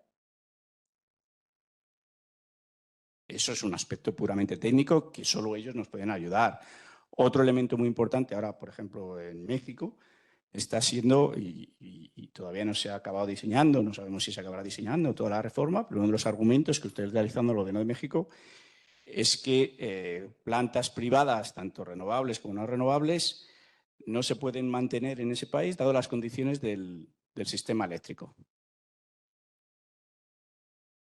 Yo como economista no podré responder a esa pregunta, pero necesitamos técnicos para saber, porque muchas veces nuestro informe no solo es un informe de daño, sino también un informe de lógica regulatoria, si eso es una excusa técnicamente válida o no.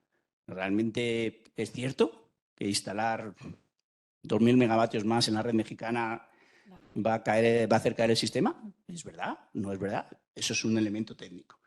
Luego, en cuestiones de demora, pues como digo, las cuestiones de demora siempre son muy técnicas, ¿no? No solamente en su duración, sino en temas de relación de causalidad. Pero bueno, esos han sido los elementos, digamos, así más importantes, pero que, como digo, han sido claves en muchas de las decisiones de los casos renovables, no solamente en España, los mismos problemas tuvimos en Rumanía, en Turquía, en Italia. Ahora ha habido también muchos casos renovables asociados a las disrupciones en las cadenas de suministro, asociadas tanto a COVID como a Filomena. Pues hemos tenido un montón de casos en que la discusión era, muy bien, llegó la nieve en Filomena, ¿cuánto representa eso en pérdida de producción? Y no solo eso, hubo una pérdida de producción, pero se podía haber evitado, podrían haber hecho algo para solucionarlo, sí o no. Por tanto, ¿cuáles son los daños que pueden ser imputables a una de las partes y cuáles son daños que no podemos imputar simplemente porque fue una falta de diligencia, ¿no? Todos esos son aspectos técnicos que son necesarios en nuestros modelos financieros, pero que son claves para llegar a una cifra de daños. Muchas gracias, José. La verdad que vemos que tenemos nuestro huequito ahí en este tipo de casos y de procedimientos y disputas. Os voy a hacer una última pregunta. Os pido que seamos breves porque luego daré paso a todos los compañeros que nos acompañan y nos estamos extendiendo un montón. Entonces, quería preguntaros, en un mundo ideal, ¿qué habría que hacer para que no se tuviera que llegar a resolver las disputas en arbitrajes? No vale no hacer obras, ¿eh? O sea, esa respuesta no vale. Y esta pregunta viene un poco motivada porque llevo ya mucho tiempo oyendo que ya no se hacen obras. Dice, o sea, es que lo he oído además pues de parte de muchos colegas. O sea, Miguel Ángel y yo nos conocemos hace más de 20 años y me decían, es que hace 20 años hacíamos obras y ahora no hacemos obras, ahora ejecutamos contratos, ¿no? Entonces, motivado por eso, ¿qué tiene que pasar? ¿Qué tendría que pasar para que las disputas en obras de construcción, de ingeniería y construcción no acabaran en un arbitraje? ¿Qué creéis que tiene que pasar? Yo empiezo simplemente mencionando lo que dije en la primera intervención. Hemos llegado hasta el punto de que un ingeniero considera muy importante incluir la cláusula de resolución de disputas. O sea, con eso ya creo que casi lo decimos todo, ¿no? Menos mal. Menos mal. Yo creo que desde un punto de vista técnico, voy a decir esto, una perversión, si me apura, ¿no? de nuestra profesión, ¿no? Porque que tengamos que, para construir, tengamos que estar siempre mirando un poco con un ojo atrás a ver si hemos hecho algo mal o algo bien, o si puede representar un problema desde un punto de vista económico. Y la verdad es que es un poco, voy a decir que sea desagradable, ¿no? Pero sí que efectivamente no te hace desarrollarte como te gustaría como ingeniero, ¿no?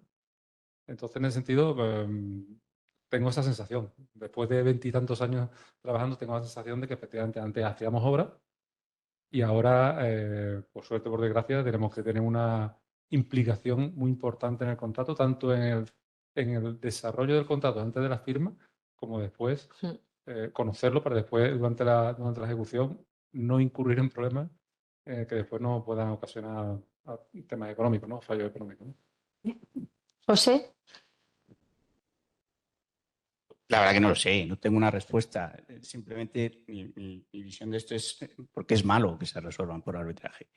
Mi sensación un poco es que siempre ha habido disputas y se acababan resolviendo de otra manera. En muchas ocasiones, una de las partes, a pesar de que pudiera pensar que tenía razón, no tenía ni siquiera la posibilidad de ir a disputarla porque había una relación de desigualdad importante. A día de hoy, gracias a Dios, los mercados son más competitivos, ambas partes están bien asesoradas y existe esa posibilidad. Mi sensación un poco es que en el pasado había menos disputas, digamos, explícitas, simplemente porque no había posibilidad ni siquiera de disputarlas. Tenías que aceptar lo que viniera, dependiendo de qué lado estuvieras, ¿no? Y la cuestión es que, obviamente, lo más fácil es decir, pues escribiendo mejor los contratos, pero es que todos sabemos que escribir un contrato perfecto es imposible, ¿no? Entonces, el hecho de que cada vez tengamos más disputas renovables, pues estoy totalmente con David, y vamos a tener muchas más. ¿Es una mala señal? Pues no necesariamente. Tendremos seguramente menos disputas relacionadas con plantas de ciclo combinado y otros tipos, Y también es intrínseco al sistema, es decir, a los que venimos un poco de hacer mucha litigación también en el sector de gas, pues sabemos que en la medida que se establezcan contratos de largo plazo a 30 años, pues lo fácil es pensar que es muy difícil escribir un contrato que defina todas las eventualidades que puedan surgir en 30 años y por eso se establecieron ventanas de negociación. En la medida que empezamos a ver una extensión muy grande de PPAs a largo plazo, pues lo lógico es pensar que surjan eventualidades durante la duración del contrato y por tanto surgirán disputas. Es casi inevitable. Hace unos pocos días estaba hablando de la negociación del nuevo tratado de libre comercio entre México y la Unión Europea y entonces decía, bueno, esto va a generar mucha actividad comercial, pero por necesidad y por consecuencia obvia va a generar muchos conflictos. ¿Es malo que exista ese conflicto? Bueno, si es como consecuencia de que se ha generado mayor actividad económica, pues es un mal menor, simplemente.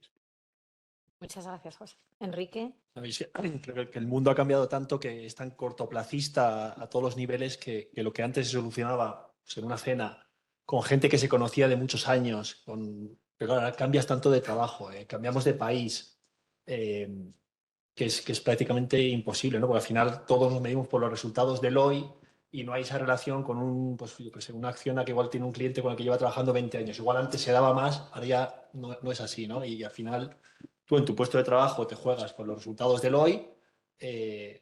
Entonces, lo que antes te decían, no, bueno, te voy a dar otro proyecto, pues bueno, pues sí o no, ¿no? Eso ya hoy en día no pasa porque hay tanta competencia internacional, además, que es prácticamente imposible el fomentar una relación a largo plazo con un solo cliente. A veces se hace en Oriente Medio, ¿no? Pues hay grandes empresas petroleras que lo cual los EPCistas muy pocas veces llevan arbitrajes contra ellos. ¿Por qué? Porque saben que tienen un cliente fiel, que bueno, y entonces oye, pues yo renuncio a unos ciertos arbitrajes, a un potencial, pero a cambio de que me des unos proyectos muy grandes, ¿no? Eso suele pasar o pasa con algunas empresas, pero en el resto es prácticamente imposible. Tú te vas con tu empresa a hacer un proyecto en Chile y bueno, pues vas a competir con lo que hay ahí y el de allí quiere resultados inmediatos y tú quieres resultados inmediatos. Que te prometan que luego vas a conseguir otros más. Es que además esa persona igual mañana no está ahí. Hace 20 años, pues igual una persona de compras estaba 30 años en el mismo puesto y hoy pues mañana cambia y luego vuelve y luego se va, ¿no? Entonces creo que, no sé si es un mundo ideal o no, pero es que es un mundo que ha cambiado totalmente las relaciones al corto plazo. Muchas gracias. Laura. Bueno, yo no quiero repetirme porque estoy muy de acuerdo con lo que dicen, echándome un cable como contratista y estando de acuerdo con algunas cosas que se han comentado, como el tema de los márgenes.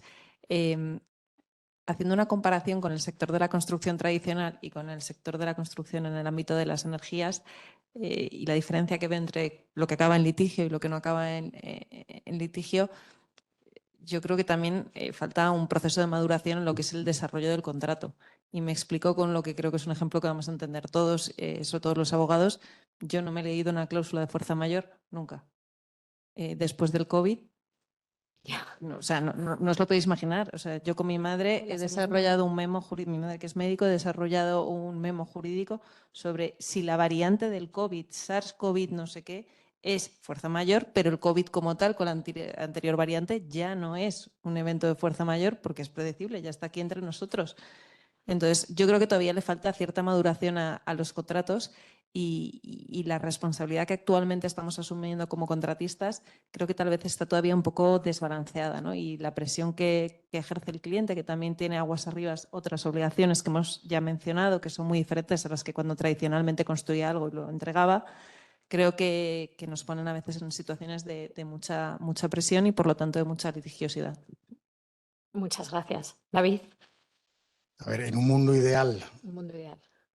Para que las disputas, si hay disputas ya no es un mundo muy ideal, porque ya el mundo ideal, ya si te pones a idealizar, ojalá que no hubiera ni disputas. Pero claro, hay pecado original, con lo cual disputas va a haber siempre. Pero si hay disputas para que no se resuelvan en arbitraje, la única manera en el mundo ideal es que las partes fueran capaces de resolverlas ellas solas. Yeah. O acudir a un mediador o intentar hacerlo de mutuo acuerdo. Pero el arbitraje es el sistema mejor. Es que el mundo ideal para resolver una disputa, el mundo ideal es el arbitraje, porque la jurisdicción es más lenta, es una lata. No te digo nada, como decía antes Laura, si los contratos son entre empresas de distintos países, nadie va a litigar al lado contrario. O sea, el arbitraje es un sistema que es muy natural. Es muy importante, o sea, no pensemos ahora, estamos en el mundo de la gran sofisticación. Si el romano, el Ticio y Cayo tenían un lío y no se ponían de acuerdo, pues o se zurraban o iban a un tercero a que se le resolviese. Es pedir a un tercero en el que confías que te ayude a resolver. Es mucho más natural que ir a un juzgado. O sea, es muy natural, es muy propio. Entonces, en un mundo ideal, si hay disputas, nosotros en la carrera nos decían, donde hay hombre, hay sociedad. Hay conflicto. Y donde hay sociedad, hay derecho. Pues yo digo que donde hay contrato puede haber disputa y donde hay disputa hay arbitraje. Salvo que, bueno, te das la mano y lo solucionas.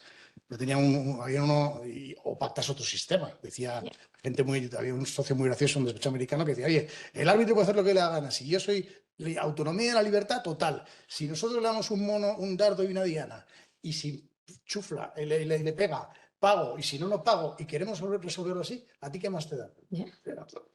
Al final es buscar un sistema para que os pongáis de acuerdo, y el mejor sistema es, hombre, pues un tipo que más o menos se entera de las cosas, que es independiente, pues que nos lo diga él. Muchas gracias. Bueno, pues hasta aquí un poco ha llegado lo que teníamos que decir nosotros. No sé si alguien de los que estáis al otro lado queréis preguntar. Javier. Sí. Al menos para dar la enhorabuena a los ponentes y a la moderadora, que se nota de todas formas lo bien que se lleva una mesa cuando se modera también. Así que también enhorabuena a ti. Me salían más de 10 preguntas, pero las he dejado en 3. Y van a ser sencillas, porque queda poco tiempo. Una, porque como he escuchado efectivamente que estás en Dispute Boards, si cada vez veis más cláusulas escalonadas y Dispute Boards en los contratos relacionados con plantas. La segunda pregunta está relacionada con un comentario que ha hecho Laura, que me pareció muy interesante porque es la tercera vez que lo escucho, sobre la importancia del equipo del árbitro, hasta qué punto es relevante. Y la tercera me vendrá según me respondéis a las dos primeras. Enrique. Dispute Boards, bueno, está muy en boga, ¿no? A ver, yo lo veo en Latinoamérica y países muy concretos, además de Latinoamérica, que han fomentado esa legislación, especialmente Perú, por lo menos en mi caso, que es donde yo estoy actuando. A ver, no quiero que suene mal, pero realmente el objetivo de estos dispute boards es, en Perú en concreto, y yo creo que en muchos países, es el poder dar a los funcionarios la capacidad de tomar decisiones que si no, no tomarían. Un poco por responsabilidad propia, porque hay muchos países donde incluso pueden si haces un error, irían a por tus propios bienes, ¿no? Si eres funcionario. Entonces, lo único que se hace es agilizar el proyecto para que el funcionario tenga un papel para poder decir, pues mira, cambiamos esto, te doy esta variación, te doy esta ampliación de plazo. Yo entre empresas privadas lo veo muy poco. En España creo que no lo he visto nunca, honestamente. En Europa sí que lo he visto algo, el ITER lo tiene, alguna institución. El que es, digamos, continuo durante el proyecto. Sí que lo empiezo a ver un poco más para disputas concretas, que las partes dicen, vamos a solucionar este problema, o cogemos pues, o un abogado específico, como una especie de mini arbitraje, ¿no? Pero que en el fondo se está pervirtiendo porque se está convirtiendo en un mini arbitraje con escritos de las partes, con audiencias. Eso sí que lo empiezo a ver algo más, pero no tanto. Y honestamente no sé hasta qué punto va a funcionar o no en un país como España. Sé que hay iniciativas del Club Español de Arbitraje y otras, ¿no? Pero al final yo creo que a las empresas no les gusta tanto el dar a terceros un poder de decisión sobre sus proyectos. No sé, Laura, ¿qué opinas al respecto? O sea, yo donde veo que sí que funciona y que le veo el sentido es en países donde lo que se le hace es dar una salida al empleado público. Que puede ser un poco triste, gracias a Dios en España no le tenemos esa necesidad, ¿no? Pero así es donde veo que sí que tiene su razón de ser, sin duda. En proyectos creo que tiene su lógica, igual que tiene su lógica, pues oye, una disputa particular, coge un adjudicador. Tampoco lo he implementado mucho, honestamente. En el Reino Unido sí que funciona mucho la figura del adjudicador. España y Europa no lo veo y no sé muy bien por qué. Es en parte culpa mía, al menos si cae en mis manos este proyecto, porque yo generalmente lo quito. Lo quito seguramente en parte por desconocimiento, todo el tema tal vez de dispute boards. Y el tema de la mediación, porque creo que va en contra del propio objetivo de la mediación. Creo que cuando las partes quieren mediar y quieren llegar a un acuerdo, la figura funciona muy bien, pero para que funcione muy bien tienen que tener la voluntad de mediar. Creo que si no es un trámite que muchas veces dificulta el inicio del arbitraje, que de alguna manera es urgente, incentiva que se tomen otras medidas como ir a un juzgado a pedir una medida cautelar o un árbitro de emergencia. Creo que enturbia o toxifica el propio ambiente de la disputa, ¿no? Pues yo en general lo que cae en mis manos, mi consejo es quitarlo. Cuando lo hemos tenido, por lo que ha dicho, pues por ejemplo, muchos contratos que tenemos en UK, desde ahí viene casi como un tema obligatorio o necesario, y bueno, se acepta, se conoce, no nos está dando resultados particularmente buenos. Y con buenos no me refiero que nos den la razón, sino que no acaben en un futuro arbitraje, ¿no? Añadiendo más costes al procedimiento y más complejidad al propio procedimiento. La de los equipos toca ahora. Aquí también estoy contestando de forma muy personal, por lo que os decía antes, ¿no? Me llama la atención a veces con mis propios compañeros cuando vamos a elegir un árbitro y nos pasan un memorándum, como en la misma compañía, mismas personas de la misma edad, mismo trabajo, elegimos completamente diferente, ¿no? Y yo creo que ahí va un poco de la sensibilidad de cada uno. Para mí es muy importante porque en ciertas disputas necesito un árbitro con experiencia, con prestigio, con calidad jurídica y técnica, y a la vez necesito que tenga disponibilidad. Entonces, para eso y el balance del que os hablaba antes, me parece importante que tenga un buen equipo. La tercera ya se me acordaba, perdón, y ya la última es sobre los third party funding, que no habéis tratado el tema, tanto desde el punto de vista del árbitro y de las empresas. Aunque sean empresas solventes, ¿veis al financiador como una opción lógica y buena o huís de esas figuras ahora que están tan consolidadas en el mercado? Yo es que no lo he vivido. Tenemos alguna experiencia, pero es un poco diferente, con matices diferentes, así que no creo que te pueda contestar correctamente, pero para disputas en particular no es algo que yo valore, al menos internamente, de cara a una única disputa. No sé a nivel como cartera de litigios si se hace de otra manera, pero a nivel disputas y también disputas particulares o internacionales es más difícil que un fondo esté, al menos en nuestro caso, interesado. No sé si se ha habido bien la pregunta atrás o en los que ha preguntado Javier por third party funding, que son empresas que financian los arbitrajes, que ayudan financieramente a una parte a sostener su posición y a poder ir a un arbitraje que, como os he dicho antes, no es barato. Entonces, eso pasa mucho en arbitraje de inversión. El típico inversor que en un país determinado le han expropiado todo y se ha quedado con una mano delante y otra detrás y tiene derecho a una indemnización si se pone en marcha un arbitraje de inversión que es muy costoso, pues hay empresas financieras que le ponen el dinero y se quedan una parte de lo que consiga, ¿no? Entonces eso tiene problemas por un lado, tiene problemas por otro, tiene problemas de posibles conflictos de interés, o sea, se tiende a hacer que se sepa los árbitros. Los funders no quieren aparecer porque no les apetece, tienen que estar más en... Entonces hay veces que el tema tiene temas de transparencia, tiene un problema de que a lo mejor el funder, si está ahí y aparece y luego hay costas, tenga más deep pockets y se le vaya a condenar unas cosas distintas del pobre señor. O sea, tiene algunas cuestiones de ese estilo, pero luego hay compañías y dices, eso es solo para gente con falta de recursos económicos, ¿no? Hay compañías muy grandes que a veces sacan su pleito porque se lo quitan del balance. Claro. O sea, lo que hacen es un tema puramente contable. Es decir, saben que lo tienen que ganar, pero métete en abogados, métete en tiempos, decláralo si estás cotizada como en tus memorias a la CNMV, al regulador, este arbitraje por aquí y por allá, y dices, mira, lo vendo con descuento y a correr. O sea, que siempre están ahí, nos gusten o no nos gusten, han venido para quedarse. O sea, con mayor sofisticación siempre hay un financiero detrás. Yo he visto cosas, en despacho, me fui un tiempo a un despacho, he visto cosas como el de Blade Runner, que nunca veréis en las nubes de Tannhäuser. O sea, hay despachos que se aseguran, las aseguradoras, aseguran la prima de éxito de los despachos. ¿Ah, sí? O sea, tú haces un acuerdo para el cliente con prima de éxito, si ganas el arbitraje ganas más y si pierdes te lo paga el seguro porque estábamos hablando con José Antonio antes del tema de los nuevos estados que están poniendo más caro el tema de que haya con los acuerdos de promoción de inversiones que van a poner en el acuerdo tengo derecho a variar mi legislación y no responder de ello. porque yo soy un político y puedo cambiar legislación, y si hay legítimas expectativas, pues mala suerte, te lo pongo de antemano, no va a pasar nada. El inversor va a ir, si le interesa, va a buscar una tasa de retorno mayor y yo he pensado, se va a asegurar. Y la prima del seguro la va a pagar el país. O sea que están ahí, con más sofisticación siempre en financiero. José.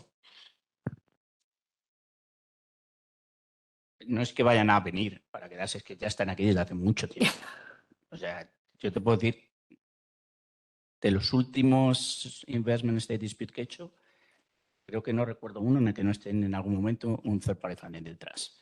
Porque claro, el concepto de third party funding, ahora ya ha habido una especialización en los fondos muy, muy grande. Hay unos que entran desde el primer día y eligen peritos, y eligen abogados, y eligen estrategia, y hay otros muchos que entran solo al final, cuando ya tienes un laudo y entonces quieres monetizarlo, y hay otros muchos que entran a mitad de camino para convencer a ciertos potenciales claimants de que es una opción que tienes y es una opción que para ellos es una opción con valor importante y que no les va a costar nada, porque ellos se hacen cargo de todo. Entonces, lo vemos todos los días. Tanto es así que una gran parte ahora de nuestro trabajo muchas veces es hacer un assessment de potenciales daños para los fondos de litigación, que tienen que elegir qué casos quieren financiar y qué casos no quieren financiar. Y americanos, británicos, incluso ya españoles. Y en los últimos años ya vemos financiadores que están dispuestos a entrar en casos de... Antes eran menos de 5, 10, 15, 20 millones, no entraba ninguno, y ahora hemos visto ya casos de 500.000 euros. Y te viene un fondo y te lo financia. Y no hablemos ya si estamos hablando de follow-on damages. ¿Perdona? No. De medio millón de euros, a nosotros se nos han acercado fondos de litigación diciendo, si sabéis casos de... Porque para ellos entender que esto es un... Si tienes un portfolio de 200 casos pequeñitos, es un hedging. Sí.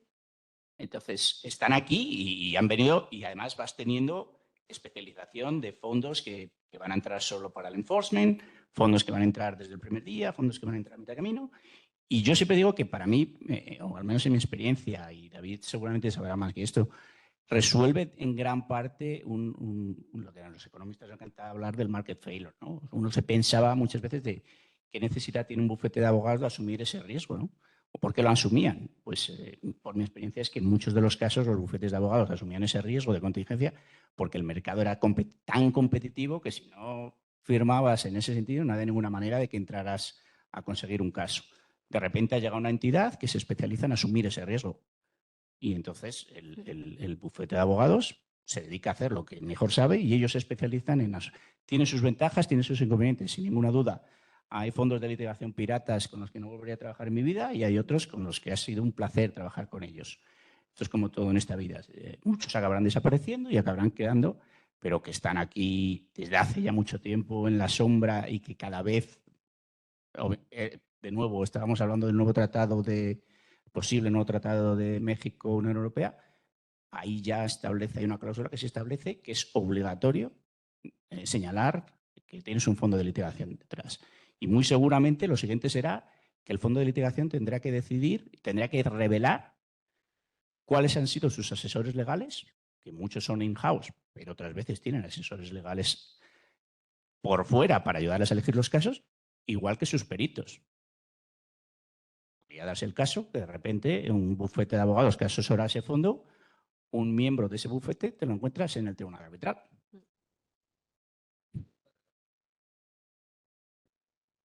Exactamente. Pero vamos, que no hay ninguna manera de evitarlos, a mí me lo parece. Y además que me parece que tiene su gran sentido.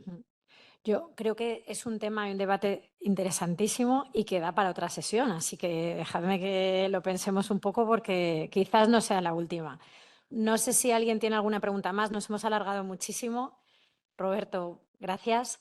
Y de verdad, no tengo ánimo de aburriros, todo lo contrario, es que yo estoy encantada de oíros hablar y de aprender. Hola, ¿qué tal? Probablemente vengan marcadas por un sesgo personal, porque me ocurrió a mí, pero eran dos dos temas que a ver si podíais hacer algún comentario, sobre todo me imagino más el árbitro. El hecho de que no sea recurrible, aunque se puede impugnar y tal, pero digamos no es tan habitual como en la justicia, que el procedimiento de recurso va en automático de la parte que se siente, digamos, no beneficiada. No sé hasta qué punto genera una presión para que el árbitro trate de, aunque habéis dicho que no, pero yo quiero insistir, trate de intentar que, aunque una de las partes pueda tener razón, la otra no se enfade mucho de cara a, porque al final también sabes que la sentencia que estás haciendo es más o menos firme ya de principio, y por otro lado entiendo que como prestigio personal de un árbitro, el hecho que te estén impugnando todos tus procedimientos, pues te desprestigia. Entonces, al final, yo en mi caso claramente dio una salida pequeña a la otra parte, aunque me dio la razón a mí, pero le di una salida pequeña.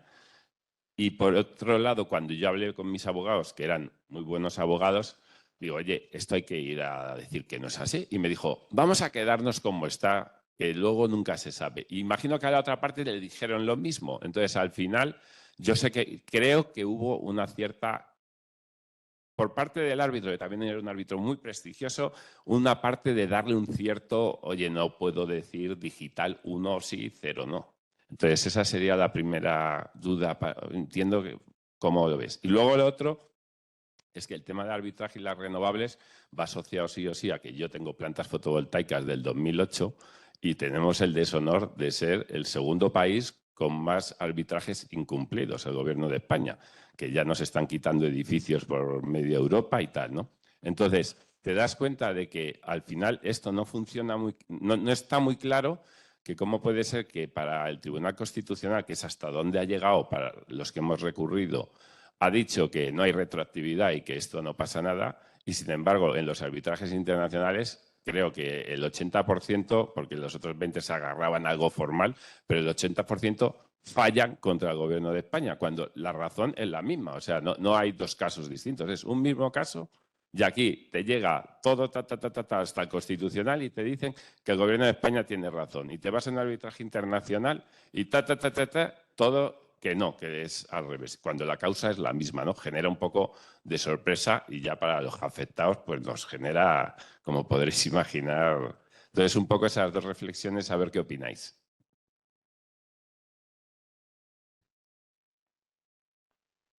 De la primera, en el caso que me comentas, te da la impresión de que tuviste un árbitro único, ¿no?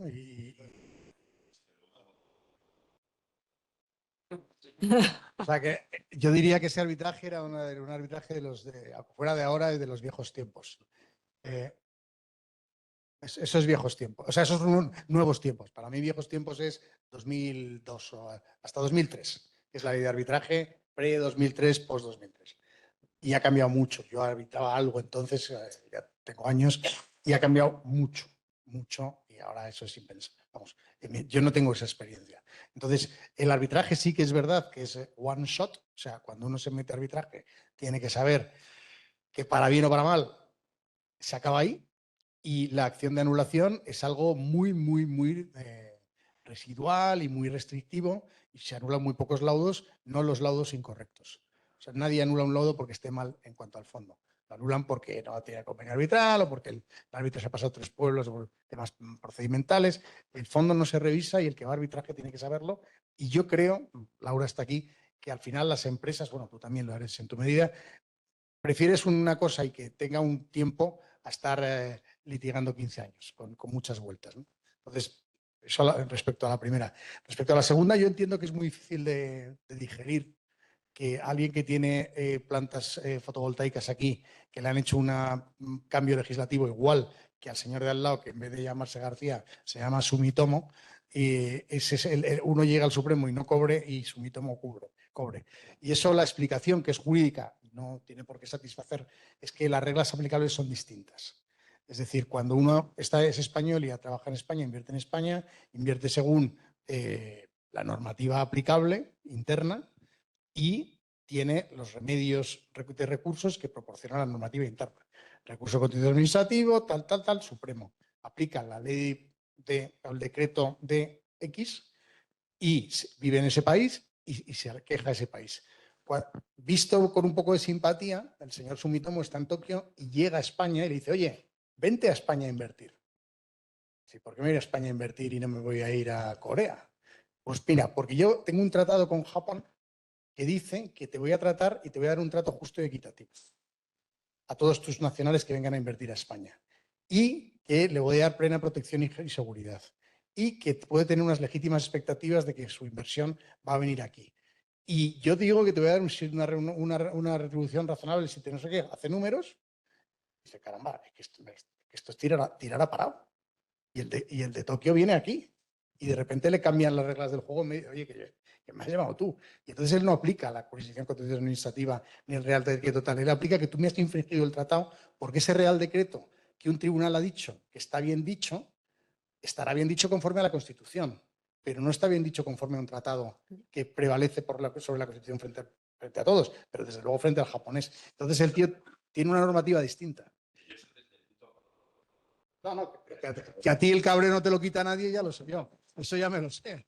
Y también lo entiendo.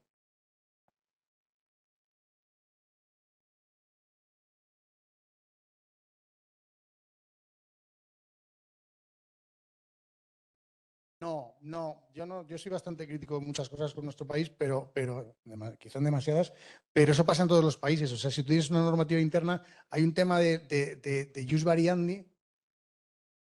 Eso pasaba, sois muy jóvenes, pero todos, pues yo también, pero antes había un tema de los funcionarios que tenían dos oposiciones y tenían dos sueldos y de repente llegó el gobierno y dijo incompatibilidades. Oye, perdona, que es que yo soy notario y soy abogado del Estado, que soy lo que seáis vosotros los ingenieros. Soy del ministerio de no sé qué y el ministerio de no sé cuántos. Y tengo uno por la mañana y otro por la tarde y cobro dos sueldos. Y le dijeron, pues uno. Y es que he hecho dos oposiciones y tenía dos normativas. Y fueron a Constitucional.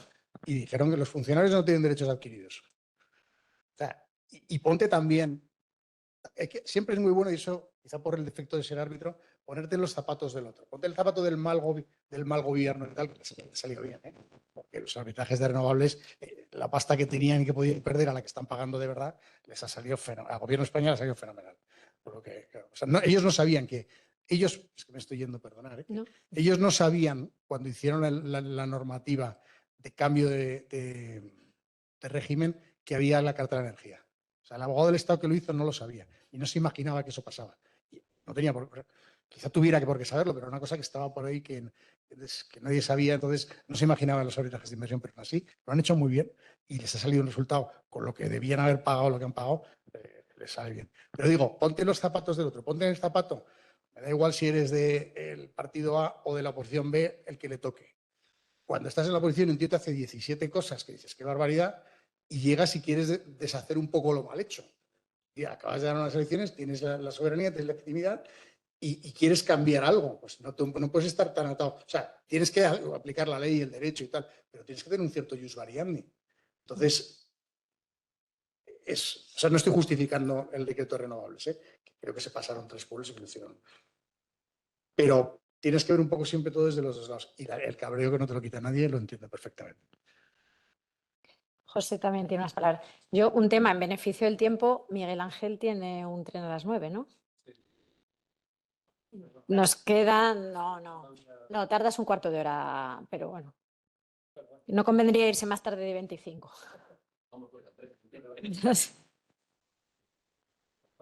Sí, que intentaré ser muy breve. Has tratado dos temas que fueron precisamente, o son dos de las principales razones que, y esto seguramente, de nuevo, sabe mucho más que yo, que están generando la decisión, entre otros, de la Comisión Europea de intentar que los países europeos se salgan del Tratado de la Carta de la Energía, se salgan de los tratados bilaterales, y la Comisión Europea está promoviendo un nuevo tratado, entre otros el de México con los Estados europeos, que efectivamente incluye una provisión de una posibilidad de apelación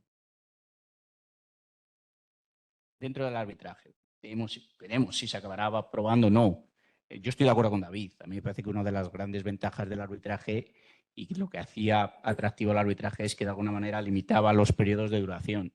Si ahora incorporas un periodo de apelación, ciertamente se va a alargar el proceso y va a generar mayores costes. De eso no puede haber ninguna duda. Y el otro tema que comentabas, efectivamente, es muchos de los estados en países desarrollados que ahora han visto España y otros muchos países europeos, que ahora los arbitrajes han venido de este lado, pues es muy curioso porque uno conceptualmente pensaba que esos tratados se escribieron para que nuestras empresas no se sientan discriminadas cuando van a los países desarrollados. Precisamente ahora la excusa de eliminar o de salirse del Tratado de la Energía es que los inversores internacionales que han llegado a España fueron discriminados, pero positivamente, precisamente por lo que tú dices, porque los inversores españoles no les han dado la razón y a los inversores internacionales sí les han dado la razón. Los no Bueno, David ha dicho, ese señor japonés ha cobrado. Mentira, no ha cobrado nadie todavía. Nadie ha cobrado todavía. También vale, o sea, Nadie. Vale con no ser español. Si estás ubicado en Holanda, también te puedes agarrar a la carta de la al Tratado de la Energía. Bueno, después de APMEA ya veremos, pero ciertamente lo que digo es que desde el punto de vista conceptual, la excusa ahora que han sentido los países europeos es que la discriminación se ha dado la vuelta y que han sido los inversores internacionales los que de repente han conseguido una discriminación positiva y que han adquirido, no digo que valido esa teoría, digo lo que se está, que precisamente hay que eliminarlos porque lo que se ha producido es que han sido los inversores extranjeros que han venido a Europa los que han conseguido tener más derechos que nosotros. Bueno, pues es que ese fue el espíritu original. Claro, cuando nosotros queríamos ir a los países desarrollados, cuando se ha dado la vuelta, pues nos hemos visto, y la otra excusa es que los estados tienen ahora la sensación de que tienen menos poder para aplicar cambios regulatorios. Y lo comentaba con David, y a mí realmente me sorprende, ¿no?, que la OECD, United Nations, ha sacado recientemente artículos diciendo que el Tratado de la Carta de la Energía o los tratados bilaterales son los que imposibilitan combatir el cambio climático. Esto da para otra discusión eterna. Me parece realmente surrealista.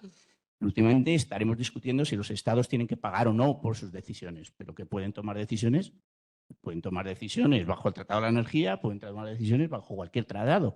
Otra cosa es que tengan o no que indemnizar a aquellos que sufren. Pero el nuevo tratado que se quiere firmar con México, y creo que hay otro que firma con Vietnam y creo que hay otro, no me acuerdo,